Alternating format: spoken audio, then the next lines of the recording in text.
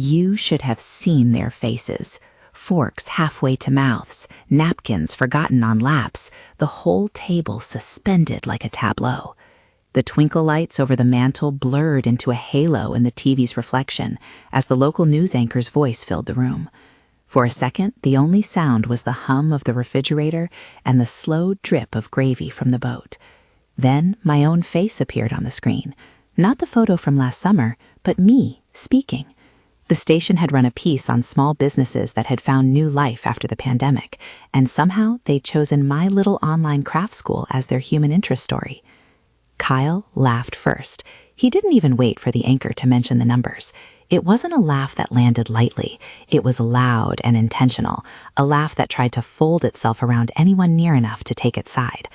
"Still trying to get rich?" he said, as if the words were a Christmas blessing.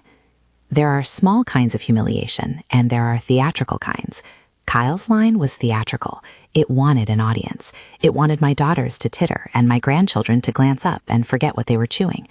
Instead, it hit the room like a dropped glass, sharp, unwanted. My hands, which had been busy carving the turkey, paused mid-slice. I could feel the heat of the stove at my back and the coolness of the wine glass in front of me like two different realities. On the TV, they were talking about the platform, about membership, workshops, how we had sold out a holiday class in under an hour. The anchor quoted a figure that made one of my daughter's mouths fall open. The segment framed it as an unlikely pivot from the classroom to online learning. Kyle's eyes flicked from the screen to me, and something like satisfaction set in his shoulders, as if he'd delivered the punchline. It's tempting to describe that moment as victory. Some of it was, in a private, slow way. But the feeling wasn't combustible fire. It was a steady warmth, the sort you get from a stove that's been on for a long time and is comfortable in its heat. I didn't stand up. I didn't laugh back. I finished carving the breast with the same careful strokes I had used teaching young hands to knit a neat edge. I served the salad, passed the gravy, and kept my voice ordinary when someone asked for the cranberry sauce. The TV buzzed on in the corner while conversation tried to find its footing again. If you've ever been underestimated, drop a one-line comment. I'd love to hear it. Before the holidays, before the TV crew, and before Kyle's voice cut like a blade through the company of family and the scent of roasting rosemary, I had been a teacher.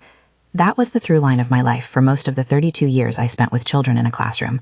Lesson planning by lamplight, the excited chaos of parent conferences, the tender victories of a child who suddenly, finally, understood long division. Then budget cuts came, as they do, not with malice, but with the bureaucratic certainty of things that slide from a ledger into a footnote. My position was eliminated. One day I had a classroom assigned to me and a drawer full of stickers. The next I was packing a box of books into my car. There was grief, naturally. There was also the weird, hollow kind of freedom that comes when a long-anchored life snaps free of its mooring. I could have sat with it forever. I could have slid quietly towards something smaller. Instead, I bought a new set of knitting needles. It was modest at first. An online tutorial, a weekend class at the community center, a handful of neighbors who wanted a change of pace. The first student list was 12 names. 12 felt heroic. I remember the first email that came in after the pilot lesson. "I haven't knit since I was a kid, but your method actually makes sense." The next morning, I woke to 3 more. Learning to teach online was its own kind of labor. Camera angles, lesson plans that made sense without me standing over a desk, remembering to breathe when the software froze and the chat box filled with impatient little notes. But there was something electric in that small, steady accumulation of people who showed up week after week. One thing led to another. I kept the classroom rigor, assignments, feedback, a short but clear rubric so the students could see progress. I started recording sessions, condensed content into downloadable patterns, and built a membership tier for committed learners. I hired a contractor to patch the website. The contractor became a business partner in all but title for a little while until I could afford to call him something more formal. The first 3 months of income covered an electrician's visit and a new laptop. 6 months in, I took a breath and told myself not to peek at the bank balance too often. Then the balance kept rising in a way that felt both steady and uncanny. I am not in the habit of telling people numbers as if they were trophies, but I will name facts when facts matter. The station's piece referenced a figure that gave my sister pause and made my mother blink twice. The platform's first-year revenue approached $750,000. That is true. It was not a lottery win. It was years of rehearsal, a pandemic that made people look for the soft and the steady, and a lot of nights sewing patterns into the dark. It also bought me new responsibilities and an increased amount of attention from the people who had always expected me to be a communal bank. That's where the trouble began. Families have this uncanny way of reading success as communal property. My adult children had their own bills and histories, their own complicated ways of asking for help. Brenna was the oldest. She'd been the practical heart of the household for a long time. She'd raised her kids with a blend of grit and humor, never letting them forget the value of a thrifted sweater. Kyle, our son-in-law, was talented in ways that showed up in bursts. Grand ideas, fast talk, a laugh that made strangers relax. Both of them loved me, I knew that. But love has many dialects. Kyle's dialect, back then, included a certain performative dismissal that masked insecurity. Once the money was visible, not as a hidden account, but as a small business that had staff and a bank statement and visibility on local TV, the script in our house changed. It went from, "How can I help you?" to, "What's mine?" The important difference between help and rescue is the difference between a hand up and a hand that undoes your shoes and keeps you from walking. I had spent much of my adult life rescinding rescues. My mother had done for me what I would not do for my children, smothered them with assistance that left no room for growth. I was determined not to repeat that mistake. That was the philosophy behind the $15,000. I didn't announce it with trumpets. It was a calculated, small-scale test, a cash gift framed as a bridge. I could have done nothing. I could have written a check and folded it into an envelope with a note. Use this as you see fit. Instead, I told them I would give them $15,000, but only after they completed a financial counseling session with a certified counselor and agreed to a short plan. I voiced it like an invitation and meant it as a condition. Brenna heard the offer and began to cry with relief. I could see it in her fingers as they twisted at the napkin. Relief at practical help after a long year of stopgap work hours and 2 preschool schedules. Kyle smiled, but his smile had a thin edge. "So you do that?" he asked, as if his surprise were a favor returned. "I'll do it," I said, "but not as a blank check. I want to know we're not enabling the same patterns that ended up with me emptying out my own accounts when the teaching job went away. There are ways to be kind that make people smaller and ways to be kind that make people stronger." That sentence landed like a small sermon. Nobody likes to be lectured over roast potatoes at Christmas, but sometimes the moment is what it is. They agreed, half in gratitude and half in impatience. I scheduled the counseling session with Dr. Patricia Hoffman, who came highly recommended by a neighbor and whose credentials made me feel like I wasn't throwing a dart in the dark. She had a calm voice that suggested neither cudgel nor condescension. I expected the session to be hard. I expected honest discomfort. What I did not expect was the theatrical defensiveness that unfolded in a small, sunlit office 2 weeks later. We sat in a triangle of chairs, Brenna in one, Kyle in another. The counselor had a pad and an easy smile. I folded my hands in my lap and listened. At first, it looked when daylight shifts can mean more hours but less stability. Then the pattern I had feared surfaced. Talk of entitlement recast as necessity, an undercurrent of blame that turned outward toward me. "You always kept more than you needed," Kyle said. His tone carried the old family narrative that equated financial autonomy with selfishness. Sometimes being honest in a room with a professional is like holding a fragile vase up to the light. You see the hairline fractures that everyone else pretends not to see. Dr. Hoffman steered gently. She asked about monthly expenses and created a spreadsheet in real time, lines and columns that made invisible habits visible. She suggested small steps, a monthly budget meeting for the household, an emergency fund, a practice of checking in at 24 hours before spending a significant amount. Those things are not glamorous. They are not the stuff of motivational posters. They are, however, the architecture of reliability. Kyle bristled at the spreadsheet. "This is micromanaging," he said. His laugh this time was softer, defensive. "We know what we need. We don't need a class in how to spend $200 on a new cushion." "It's not micromanaging," Dr. Hoffman said. "It's building guardrails. Guardrails don't say you can't drive. They just keep you from going over the cliff." At one point, Kyle stood up, mid-argument, and said something almost tender through the anger. "We're a family. Why do you make this transactional? Is everything about control?" The room, patent with its polite sociability, watched. Brenna's face shifted through panic, then apology, then a tired resolve. She had always wanted fewer explosions and more predictability, and the two were not the same. The session ended inelegantly. Kyle agreed outwardly to review the budget, but later texted me a single line. "This is ridiculous. We'll do it, but I hope you're happy." The words felt like a conditional apology. He took the $15,000 into his account to hold for a few weeks.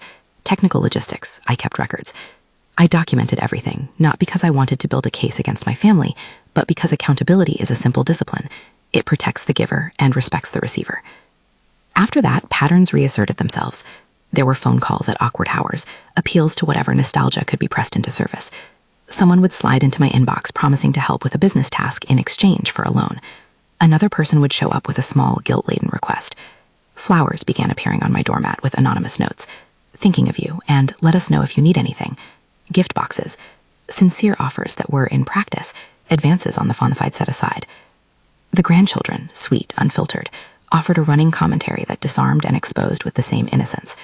One afternoon, Emma, who is 7 and fascinated by papier-mâché, looked up from a craft kit and asked, "Grandma, if someone has a lot of money, does that mean they can buy everything?" Her eyes were wide, waiting for a fairy tale answer. I told her no, that having money is like having seeds. You can plant them or you can let them sit. She thought about that, then returned to gluing feathers to a papier-mâché bird. Jake, who at 4 had the authoritative tone of someone who already knew too much about the world, once asked Kyle while they were building a Lego set at the kitchen table, "Do you have to work if Grandma has money?" Jake's look could have been an editorial cartoon. He wanted simple answers to complex things. Kyle bulldozed an answer that was part bravado and part wounded pride. "Of course I'll work. I'll build something big." That was the promise. That was also the anxiety. When the counseling arrangement failed, and fail it did in the way that so many attempts at structural change fail once they have to compete with entrenched habits, it did so not with thunder, but with a slow drain. Kyle and Brenna attended one more session and then called to say they needed more time at home with the kids, more energy to reorganize, and that they were processing. Processing is a word people use when they need cover for a lack of immediate change. It is a polite forest that can hide real avoidance. The pressure didn't ease. It shifted. Phone calls came in with the subtext of need. There was a cousin who forgot his wallet and asked for a loan that was inconveniently urgent. There was a neighbor who needed help moving furniture. I started to notice that my inbox contained a disproportionate number of pleas from people I loved and a commensurate lack of forward motion. No plan for repayment, no newly formed budgets, only promises. I have always been a woman who likes practical solutions. When people ask me how to begin to rebuild after a loss, I say the same thing. Small daily disciplines. Save a little each week. Keep a running tally. Name an emergency fund and put it in an account that is a little inconvenient to access. I offered them structure as one might offer a compass. Simple, neutral, functional. After the second failed counseling appointment, the dynamics were clear enough that I realized I could not rely on soft social pressure to change behavior. The offers of mutual help had become encroachments. The $15,000 had shifted from being a stabilizer to a lever people expected me to pull. I started to keep my receipts in a folder I labeled Family Support Documented. Keeping documents changes how you think about generosity. It makes the act less like a wound and more like a contract with yourself. There was a day I will not forget, small in its particulars but large in its meaning. I came home from a talk I had given at a library about adult learners and reinvention. The talk had gone well. A woman in the back had come up to tell me that she'd taken up needlework again after losing a job and had found it steadied her like a counterweight. On my doorstep, there was a small bouquet tied with a ribbon. No card. The flowers were slightly wilted, but the gesture was sincere. Inside, my phone buzzed with 3 texts from Kyle, each more effusive than the last. "Thinking about you," the first read. "Call me," the second. "We could use the money sooner if possible," the third. The timing felt like theater. I put the bouquet in water and sat on the edge of the counter. My mail included a flyer for a local craft fair and a thank you note from a student who'd written that my course helped her start selling patterns on Etsy. The notes of gratitude and the pleas for assistance layered against each other like two tapestries slightly misaligned. I didn't take the money to them. I didn't phone back right away. Instead, I sat down and wrote an email with careful sentences that read like a map, reminders of the counseling agreement, an offer to revisit the plan in 30 days, and an insistence that any further assistance be accompanied by a clear written budget. It felt like diplomacy. It felt like drawing a line in the sand and saying, gently but firmly, this is what I am prepared to do to help you become self-reliant. The reply I received was the sort of message that should have been a fine breadcrumb in a trail of recovery. Kyle wrote to say that he was proud of me for the talk, that he was working on a plan, and could we revisit the money conversation next week. That was reassuring on the surface. But my life and business had taught me a simple axiom: words without deadlines are soft paper that tears easily. I asked for dates. I asked for a specific budget. He answered with broad promises and vague timelines. That was when I started keeping the money in a separate account under joint oversight with a small legal placeholder, a simple document stipulating that the funds were a conditional gift contingent on completing the counseling plan. Nothing dramatic, no lawyers banging hammers, just an act of precaution that put professional distance between generosity and enablement. I told myself that kindness should not be complicated, but sometimes being kind means being structured. Meanwhile, the public attention to my business continued in small waves. Reporters wrote short pieces. Teachers from across the state sent emails saying how they used my lesson plans. A council of craft educators invited me to speak. The membership base grew in dribs and drabs, like a tide that arrives at different hours but always moves the same way. I hired a part-time accountant to help manage the cash flow and a web developer to tidy up the site. I began to attend to things I'd never had to in my teaching days: merchant accounts, digital marketing, the odd tax nuance. It was humbling and invigorating in equal parts. Despite all of that, the home front remained a chess game with buried pieces. Manipulation is not always loud. It sometimes sounds like gratitude, and sometimes like a casual question over coffee. Once, Kyle came by with the kids, and while Emma showed me a paper star she'd cut out, he asked, "Isn't it strange to keep money sitting there? Couldn't it be doing something?" The implication was clear. Money, in his view, was inert until it was spent. In my view, money could be protection, a hedge, a tool. Both perspectives had merit. The tension lay in who got to decide when and how those merits became reality. There were small victories, too. After a tense few months, Brenna began to show signs of real change. She enrolled in evening bookkeeping classes, she set up automatic transfers into a savings account, and she started tracking household spending by line item. It was imperfect, nervous, and sometimes backward, but it was forward. I celebrated these things privately. Real change rarely arrives wrapped in fanfare. It arrives in ledger entries and polite apologies. And yet, the friction persisted. There were nights when I lay awake and listened to the house breathe. I thought about predicaments I had seen in other families, about the way money can love and strangle at the same time. I thought about my father, who once told me that the only thing worse than poverty was the habit of pretending otherwise. My father's cautionary tales had a specific kind of tenderness. He wanted us to be sturdy, not gilded. As the months folded into each other, the pressure on me subtly shifted from requests for cash to pleas for intervention in other ways. Someone needed references. Someone needed childcare coverage for an unexpected workday.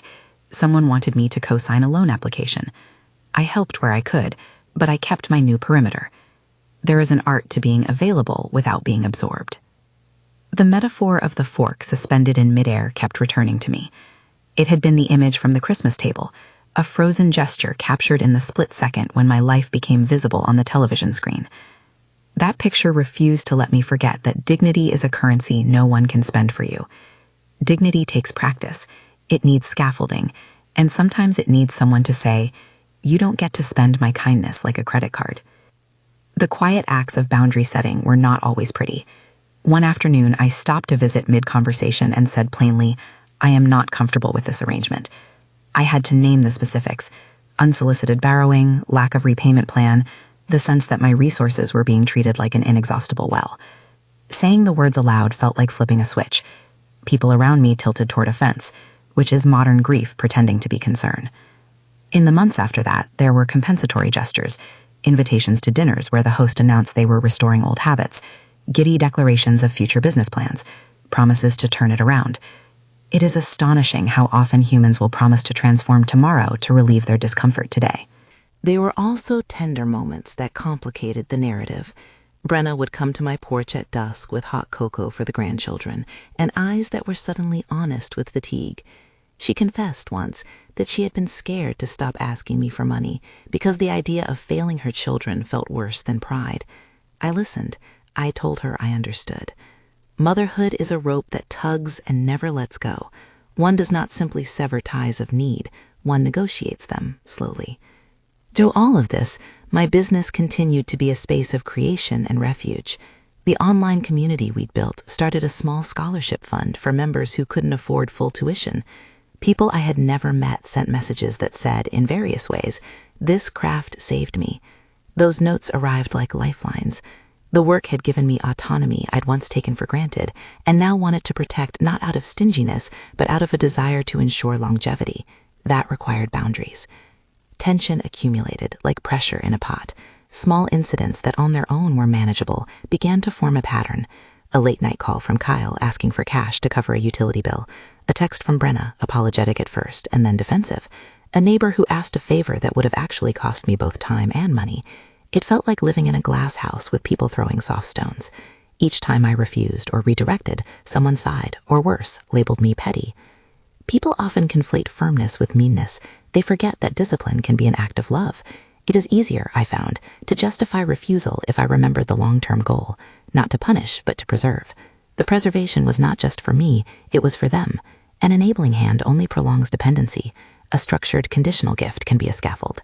One late autumn afternoon, after a particularly strained household conversation, I came home to find a voicemail from a colleague at the school where I had once taught.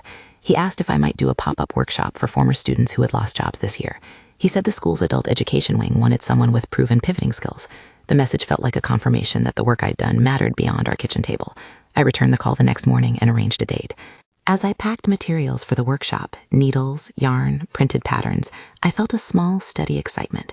Teaching had always given me an identity beyond money, the feeling of watching a person's fingers learn a new rhythm, the hush that comes when someone finally solves a knot.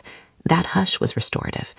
That evening, after the workshop sign-up had closed and the small administrative concerns were handled, I made my way to the living room where the TV hummed like a background instrument. Kyle came over to sit on the arm of the couch, his voice softer than a year before. "I saw your interview got picked up again online," he said. "Good for you." "Thanks," I said. "It's been a lot of work." He hesitated, the old ache of some unarticulated thing visible in the contour of his jaw. "Look," he started, "I want to do better. For Brenna, for the kids.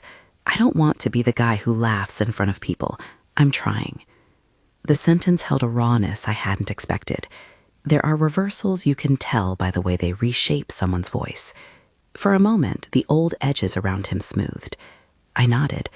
"I can see you trying," I said, and meant it. Trying is the first step. Then the phone vibrated on the side table, a text from Brenna. "Can we talk? Not about money, just need to vent." I didn't know whether to feel relieved or anxious. People often ask me if it's possible to love and be stern at the same time. The answer is yes, and the proof is usually in the place where discomfort meets commitment. I texted back an okay and invited her to stop by for tea. She arrived 30 minutes later, hair in a messy bun, cheeks flushed from the cold. The kids were at a neighbor's for a brief playdate. We sat at the kitchen table across from each other and sipped chamomile. She started with small talk, but her hands kept fidgeting with the handle of the mug. I waited. There is dignity in giving someone space to say the thing they need to say. "I don't know how to explain it," she said finally. "Work's been heavy." She looked up at me then, and the vulnerability was real, not performative. "I don't want to feel like a burden. I don't want to keep asking." "You're not a burden," I said, "but you also need to get tools to be less afraid of not asking." She laughed, a small, self-deprecating sound. "Is that what you call it now? Tools?" "Tools," I said, "and guardrails." We spoke for an hour. She talked about being tired and about smart people in her office who had ideas that didn't always stick. She mentioned maintenance requests that were ignored and how that made her anxious. She mentioned little things like flickering lights and the smell of chemical cleaners that sometimes lingered too long.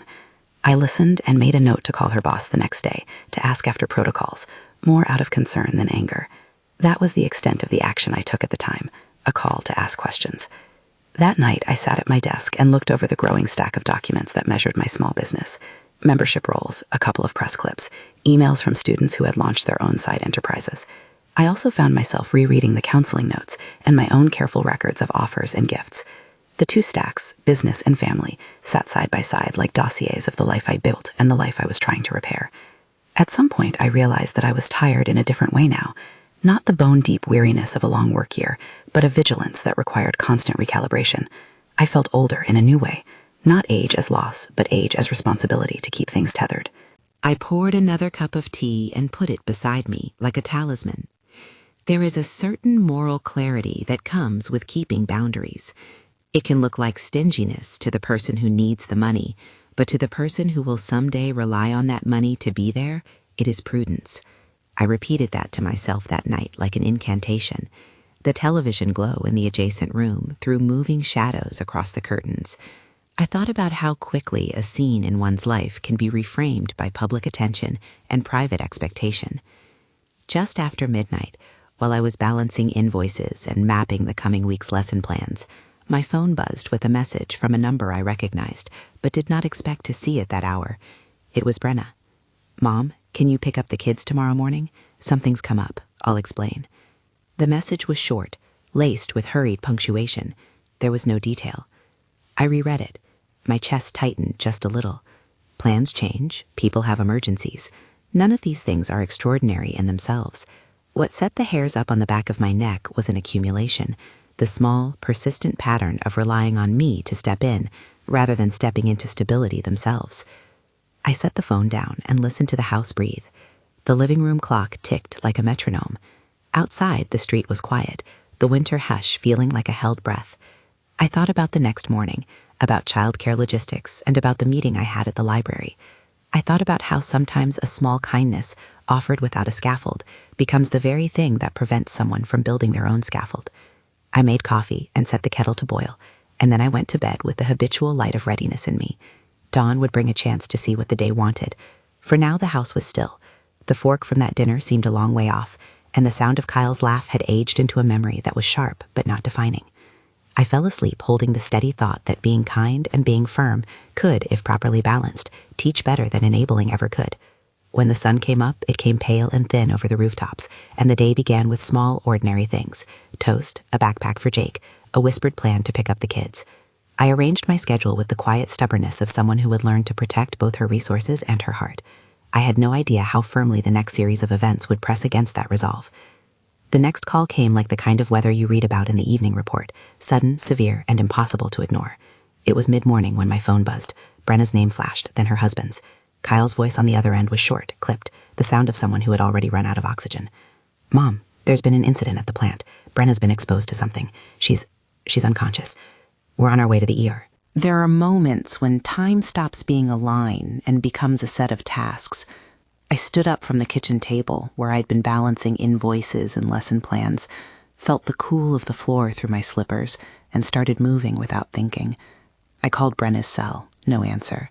I called the hospital's main number, asked to be put through, and felt my voice steady itself into the same tone I used with anxious parents when a child had a fever, calm, efficient, and without flourish.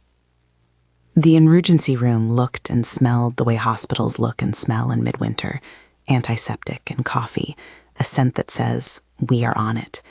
I found Kyle at the nursing station, shoulders curled inward, hands clenched around a paper cup.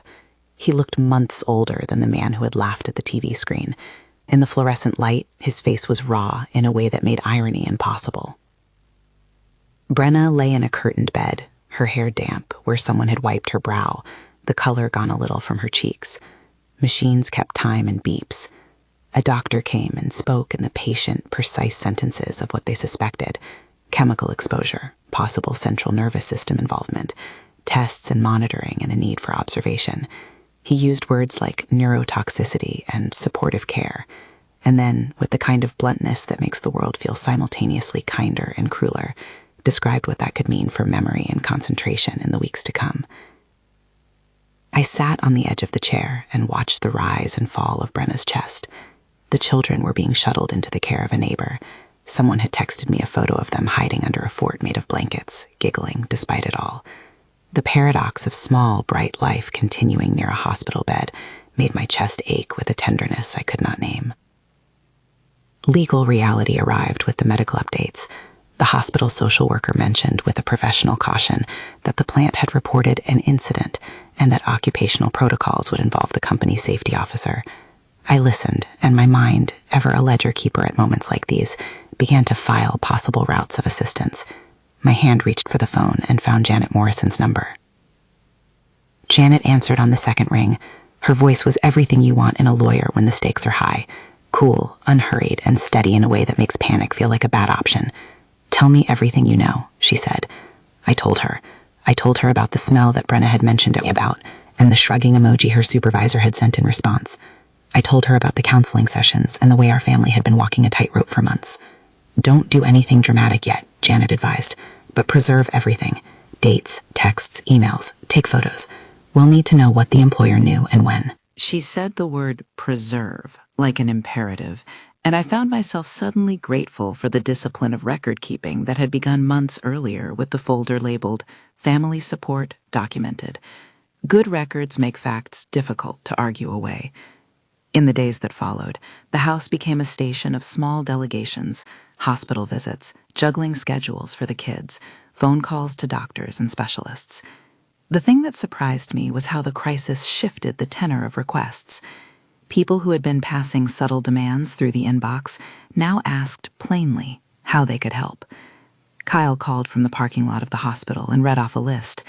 "Can you come by tonight and watch the kids? There's paperwork. The union rep says the company is bringing in consultants to evaluate the situation. Brenna needs someone at her bedside periodically." I did what I could. I rearranged my week, pressed a colleague into covering a Thursday workshop, and turned my attention to Brenna's care with the kind of everyday competence that had been my trade for 32 years. There were phlebotomist's small jokes to break tension. There were quiet hours when I sat and read aloud to Brenna, just to anchor her in the sound of a voice she knew. But parallel to the bedside vigil, Janet and I began to build a practical map. Janet explained in plain language that this was not about fighting for the sake of fighting. It was about obtaining the facts, protecting the workers, and making sure the company complied with safety standards. She had the look of someone who'd done this work before: a stack of legal pads, a pen with chewed edges, an inbox that smelled faintly of iced coffee. In our first meeting, she sketched an outline on a legal pad: reports to OSHA, demand for documents, witness interviews, and crucially, the idea of a coalition should there be others affected. That was when a name came into the conversation that felt like a hinge. Sarah Chen called me 2 days later, a soft-voiced woman who introduced herself as someone who had worked at the plant's maintenance crew and who had left quietly 6 months before. Her call began hesitantly. "I don't want any trouble for myself, but I saw emails, maintenance requests that were delayed, a backlog. I kept copies." She sounded like someone confessing to a kindness. Sarah's information was the kind of thing Janet had been hoping for. She provided within a week a small envelope of documents, internal emails, timestamps, something that suggested a pattern of deferred maintenance and cost-cutting decisions that placed production schedules above safety.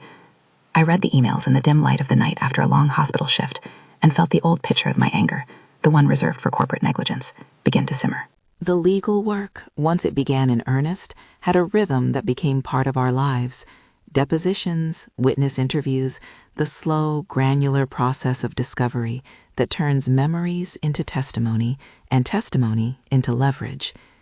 Janet explained that the company's legal team would attempt to minimize exposure, as they always do, and that having a whistleblower and multiple affected workers would increase leverage significantly.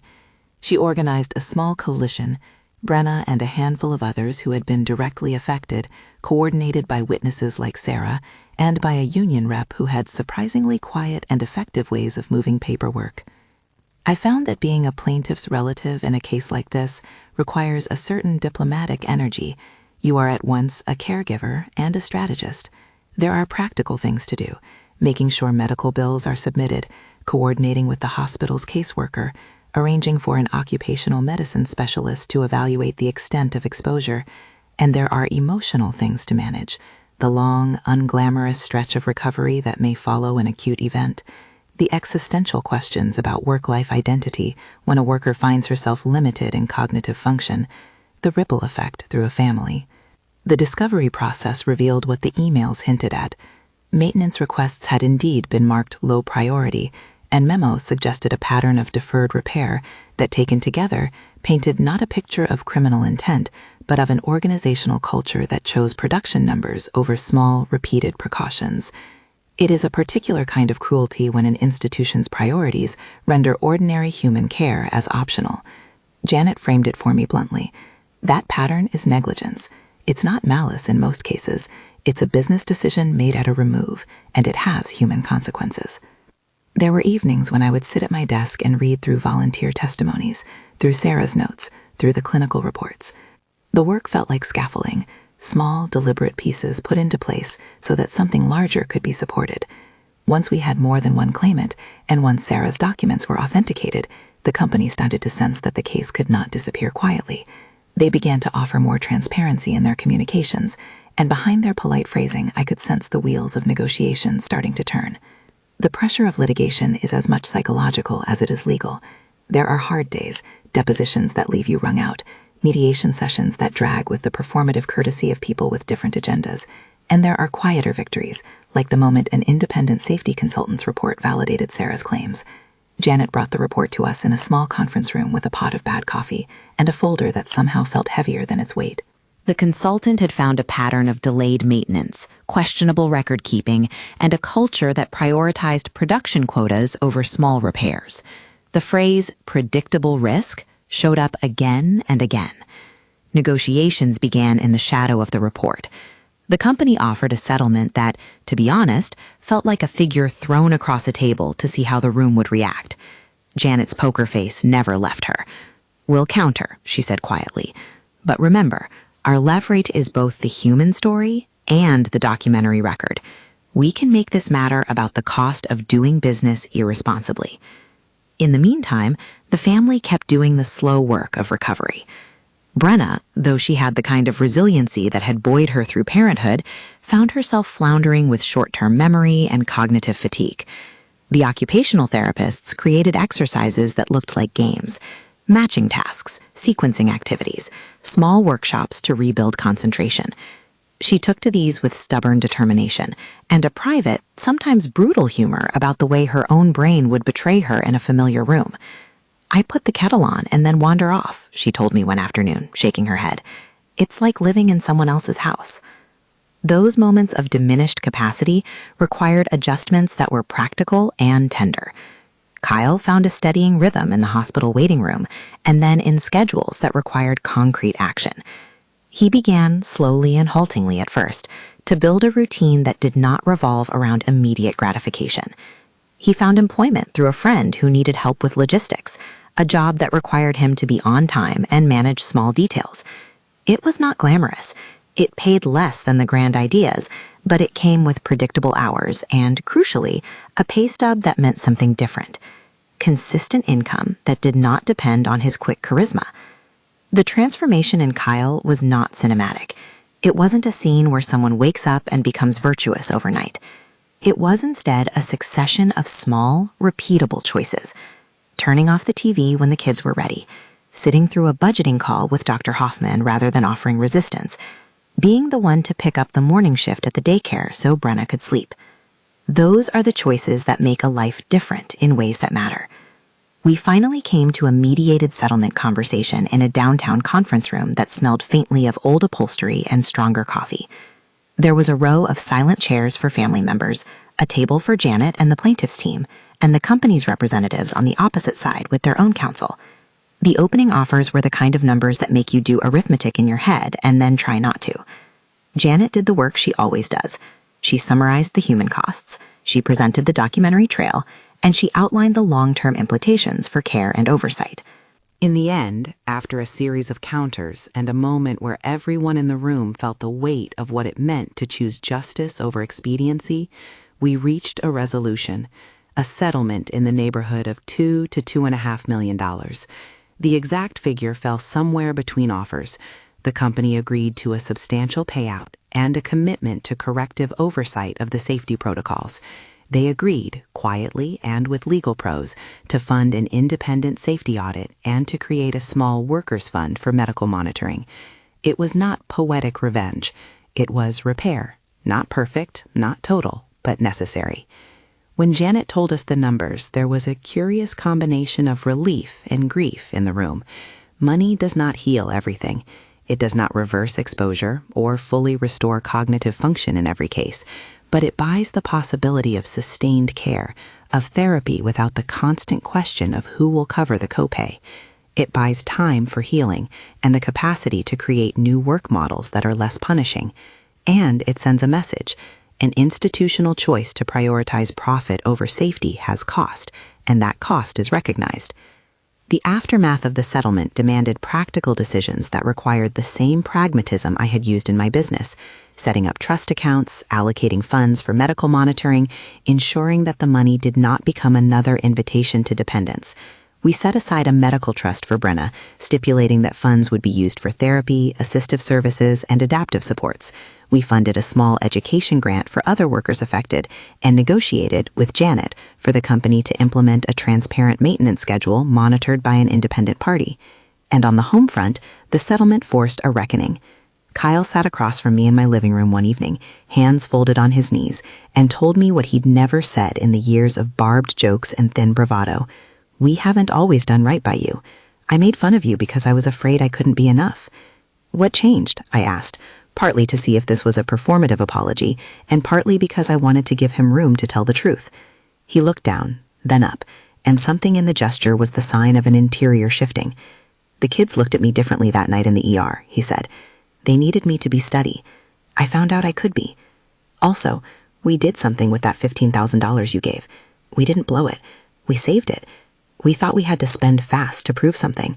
Instead, we used it as a buffer so I could take that steady job and Brenna could focus on therapy." He inhaled shallowly. "I wanted to tell you sooner, but I was ashamed. I thought you'd think less of me." I felt the burn of an old, complicated tenderness, the sort that shows up when someone finally admits to a small, honest thing. "You don't get to buy your way into dignity," I said gently, "but you can earn it with your actions." Kyle's confession about the untouched $15,000 was a turning point, not because it purchased absolution, but because it illustrated the arc I'd hoped for, accountability that leads to responsibility. He hadn't squandered the money. He'd used it as a safety net to make certain choices possible. That was the thing I had intended when I set the gift as conditional. It was not punishment. It was a structure to invite change. Brenna's recovery was not linear. There were good weeks and setbacks. She completed a program in health and safety advocacy organized through the settlement's community funds and became, unexpectedly, a fierce voice for workers' protections in her town. Her experience gave her a platform and a clarity that had not been part of her life before the accident. She spoke at union meetings, at community forums, and in a small but impassioned way, she helped other workers organize around regular maintenance checks. Her role evolved from factory line worker to consultant for worker safety committees, not by grand appointment, but by small, persistent activism. Kyle, who had once been quick with a laugh intended to deflect, began to place his humor across other tasks. He started a modest logistics business helping local vendors manage small deliveries, the kind of work that required punctuality and reliability, which he now had in surplus. He was not launching a franchise or promising overnight wealth. He was instead building a modest business with honest hours, steady clients, and a pride that arrived from competence rather than bravado. The grandchildren, who had once been the unfiltered commentators at the holiday table, became small ambassadors of a new family rhythm. Emma, fascinated by the business's membership model, started an informal craft market in our backyard that raised a little money for classmates who couldn't afford lessons. Jake, who had once asked if one had to work if Grandma had money, began bringing his Legos to our workshops and helping set up stations for other children. Their questions and their play were small but powerful mirrors of change. What was once a shortcut toward dependency had begun to become a training ground for curiosity and skill. There were relational repairs that required more than money. Family therapy, the clumsy, honest kind, helped us say things that had been circulating like static. We learned, painfully and often ungracefully, how to speak truths without swallowing them whole. Kyle learned to accept critique without retreating into defensiveness. Brenna learned to ask for help in ways that did not carry the pain of shame. I learned to hold my boundaries lightly enough to be generous, but firmly enough to be prudent. The distinctions were subtle, but they mattered. One particular evening stands out as a seal on the new rhythm. It was a summer dinner, not at my house, but at Kyle and Brenna's, and this time the plates were mismatched in a way that felt intentional and cheerful. There were string lights in the backyard and the smell of grilled vegetables and rosemary. The grandchildren chased fireflies, while adults settled into conversations that weren't charged with the weight of past grievances. Kyle came up to me at one point with a small folded note. "For you," he said. He handed it across like an offering. Inside was a modest receipt for a deposit into a small retirement account he'd opened in my name. "You taught me how to be steady," he said without theatricality. "I thought you should have the same steadiness back." I felt a warmth that was not triumphalism but contentment, the safe kind you get when a long apprenticeship finally yields a practiced steadiness in a student. He had learned, imperfectly and beautifully, what it meant to be accountable. He had stopped treating my help as an entitlement and had taken responsibility in a way that would, over time, benefit his family more than any quick fix could. Looking back, the arc from that Christmas dinner to the settlement to the slow rebuilding feels less like a simple story of vindication and more like the complex work of family life. Missteps, arrogance, humility, hard choices, and the occasional grace. There were times I wished for dramatic conversions, for instant recognition of wrong. But the truth is that people change most often by degrees. Small, persistent choices add up into new habits. There is a lesson I return to. Boundaries are not punishments. They are acts of love disguised as limits. When I framed that $15,000 as conditional, I was not playing God or testing my family's loyalty. I was trying to create a circumstance where help had structure, where it nudged toward economy rather than feeding dependence. That structure saved us in ways I had not foreseen. It gave Kyle the room to choose steadiness.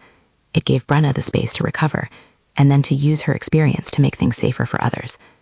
It turned a potential pattern of consumption into a scaffold for transformation. And then there is the public thread, the one that started it all.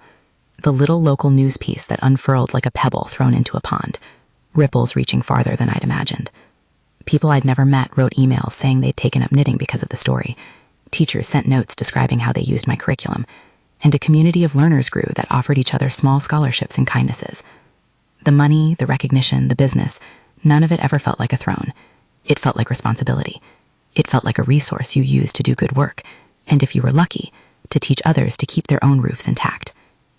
The settlement money, allocated carefully, paid for Brenna's therapies and for the creation of a small safety fund for workers. Part of it seeded a nonprofit initiative, modest, administrative, but earnest, to promote workplace maintenance transparency in small manufacturing plants. Janet, who had guided us through the legal thickets with steadiness and the occasional wry aside, smiled at our first meeting about the nonprofit and remarked, "Justice is messy, but it can be generative." I agreed. Some nights I still think of that Christmas dinner, the suspended fork, the sudden hush when my face filled the TV screen, Kyle's laugh that wanted an audience. Those images are not erased. They are landscaped now, part of the yard that has new fences and a few fruit trees. If forced to pick the single pivot in the story, I might pick the moment I decided a gift would come with conditions, but only partly. The true pivot was a series of small choices, mine to insist on structure, theirs to accept laborious therapy and training, Sarah's quiet courage in bringing documents forward, Janet's precise insistence on facts, the union rep's steady paperwork, and the grandchildren's blunt questions that kept us honest. If you measure success by the things people dress themselves in, trophies, numbers, then yes, there was a kind of indication. My business continued to thrive in a steady way. The station's figure of roughly $750,000 in the first year was a fact that had unintended consequences in the family. But if you measure by dignity regained, by the ability to look each other in the eye and partner in repair, the gains were different, and to my mind more important. Not everyone in the story is unrecognizable or entirely redeemed. We remain human, prone to pettiness and to generosity in unequal measure. That is part of the point. Families are not moral theater. They are messy. They are a series of compromises stitched together with love and sometimes regret.